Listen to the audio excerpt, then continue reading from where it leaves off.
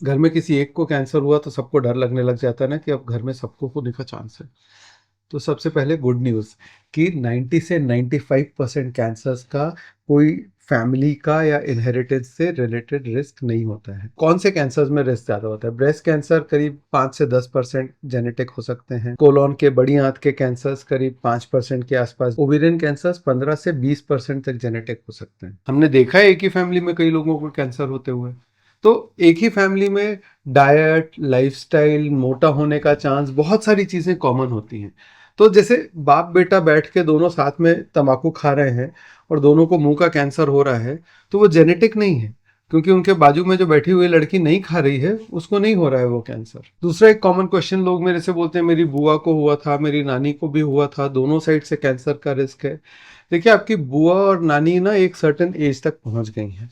Elderly लोगों का cancer generally hereditary नहीं होता है। हेरिडिटरी तब होता है जब 40 से कम की उम्र में आपके फैमिली में कुछ लोगों को कैंसर होने लग जाए। दूसरा, एक ही तरह का कैंसर फैमिली में कई लोगों को हो रहा है। तीसरा, मल्टीपल जनरेशन्स में सेम तरह का कैंसर हो रहा है।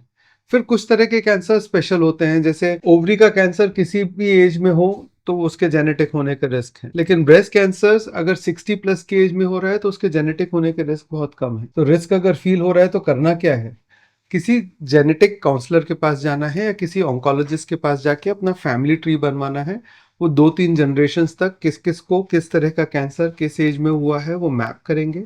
आपका एग्जैक्ट कौन सा कैंसर होने का रिस्क है वो चेक करेंगे, उसकी टेस्टिंग करवाएंगे। उस टेस्टिंग में अगर आता है कि अपना किसी तरह के कैंसर का रिस्क ज़्यादा है, तो उस तरह के कैंसर के लिए कुछ एक्स्ट्रा स्क्रीनिंग की शायद आपको ज़रूरत पड़ सकती है, जैसे एमआरआई जो जनरली स्क्रीनिंग का पार्ट नहीं होता है। कभी कभी स्क्रीनिंग थोड़ी अर्ली एज से चालू करनी पड़ सकती है। लेकिन अगर आपने काउंसलिंग नहीं कराई है तो टेस्टिंग नहीं करवाना है, और टेस्टिंग नहीं कराई है तो वही स्क्रीनिंग करवाना है जो सबको करनी चाहिए।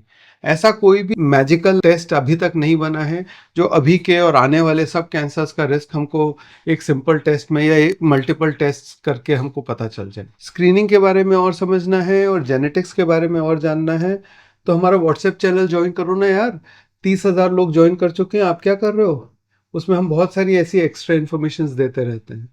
लिंक नीचे मिलेगा, बायो में मिलेगा।